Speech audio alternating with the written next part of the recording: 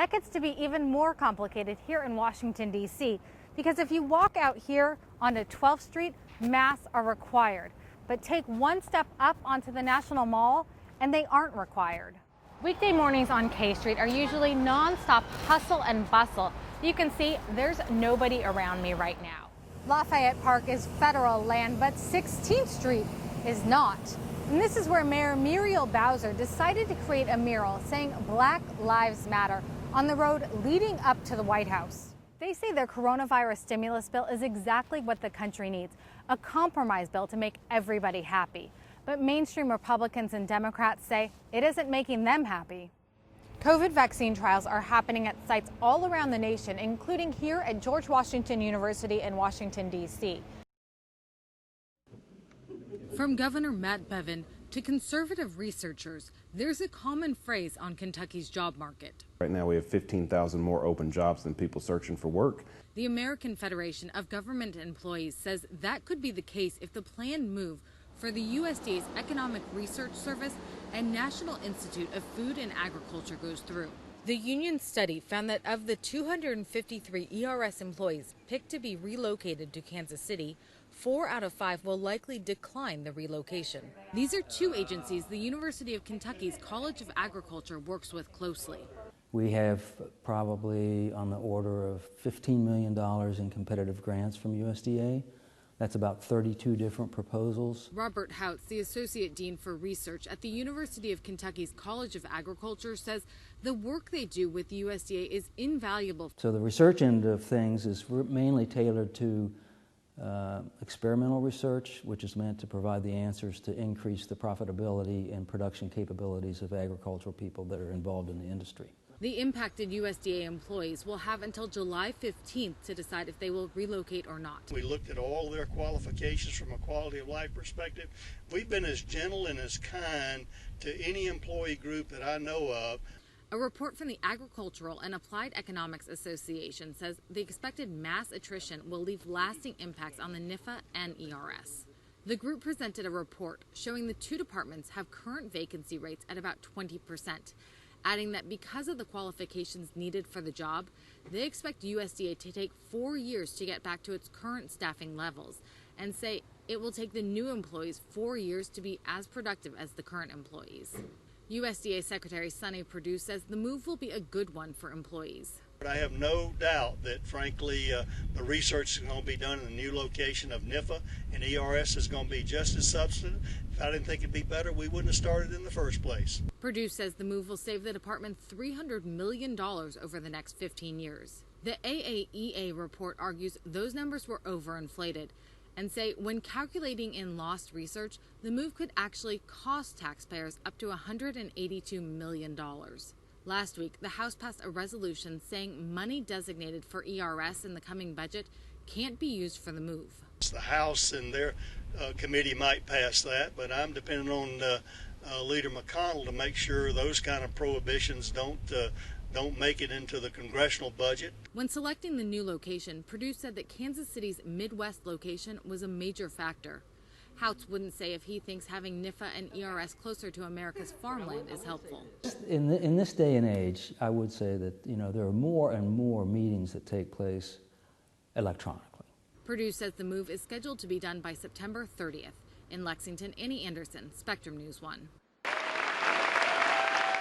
Smiles and cheers as Gencana, a hemp processor in Kentucky, celebrated its growth and sales. We have now about 200 local jobs.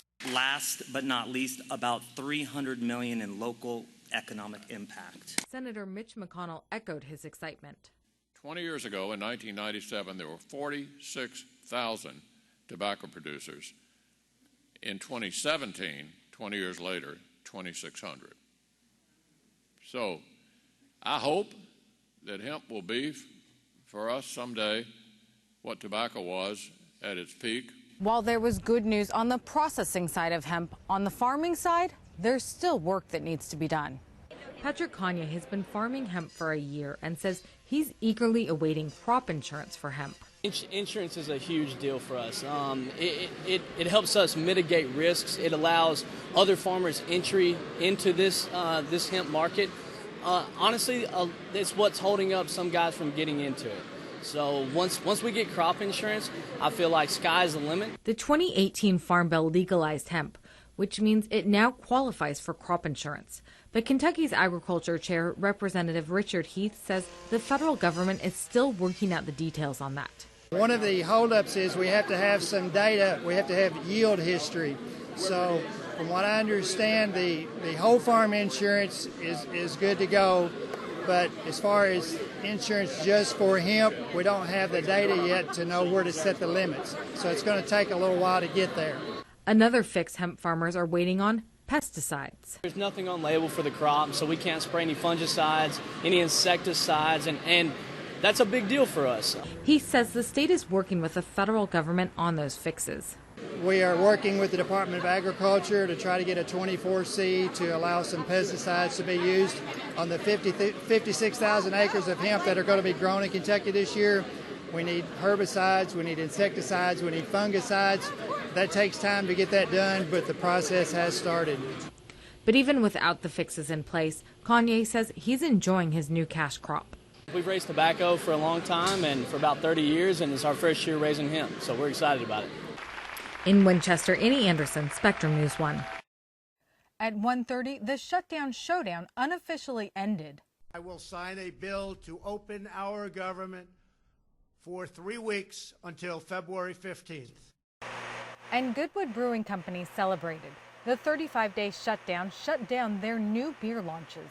We had 3 items that were in the queue, so we thought we might be impacted, but we only thought it'd be a matter of days. The Alcohol, Tobacco, Tax and Trade Bureau, or TTB, has to approve all new beers before they can go across state lines. With the shutdown, Goodwood CEO Ted Mitzlaff had to wait on his new products. We've got to plan our beer, typical beers, about 2 weeks in advance to ferment and package. One of these is a barrel-aged product, so we need to prepare that about 2 months in advance. We have a Goza that we're going to age in tequila barrels, so we have to plan that several months out. With the shutdown over, the TTB can get back to work approving new beers. Mitzlaff says he's hoping for the best, but also has a backup plan. We may have a fire sale on product in Kentucky if we need to, but hopefully that won't be the case. Both chambers of Congress have indicated they'll quickly pass the continuing resolution to officially reopen the government. That has Goodwood raising a glass to celebrate, or in this case, a can. In Louisville, Annie Andersen, Spectrum News 1. Just 5 months ago, Senate Majority Leader Mitch McConnell rebuffed rumors on upcoming cuts to social services. Nobody should worry. There's no talk about doing anything to reduce the benefits of Medicare and Social Security. Now, those concerns again, as President Trump's proposed budget calls for changes to Medicare, Medicaid, and Social Security. A Kentucky Republican calling it a good move. We're not going to solve our bubble problems if we don't fix it for people that are younger now. And a Kentucky Democrat saying the opposite. For Kentucky, it's particularly damaging because what it would do is reduce the absolute amount of funding for Medicaid and then eliminate the Affordable Care Act expansion program, which means that the reimbursement goes from 90% from the federal government to less than 70%. So it's a double whammy. The president's proposed budget would spend $1.5 trillion less on Medicaid over the next 10 years. Of that, $1.2 trillion would go to states in a block grant program. His plan also reduces Medicare spending by almost $600 billion. Congressman Brett Guthrie calling this a simple leveling out. Previous Congresses, and I was voted because we want to restrict the growth of government, put caps on how much spending can be. It was signed by President Obama.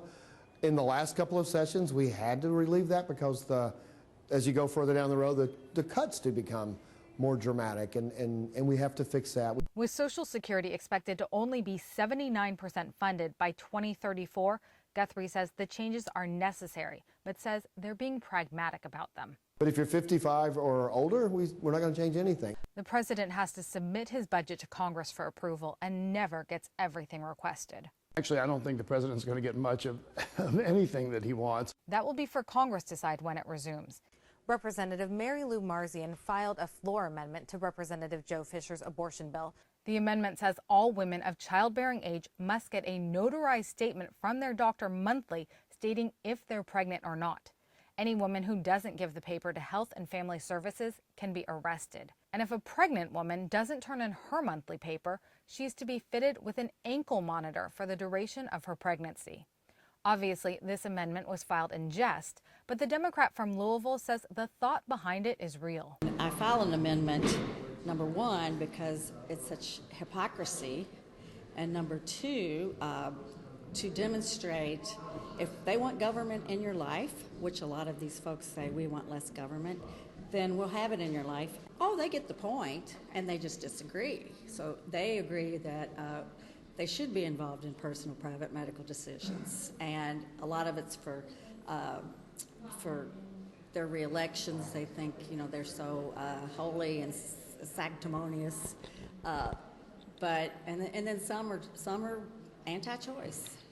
Wine lovers, get excited. A bill that would let you direct ship wine passed the Senate. It's Senate Bill 99, sponsored by Republican Max Wise from Campbellsville.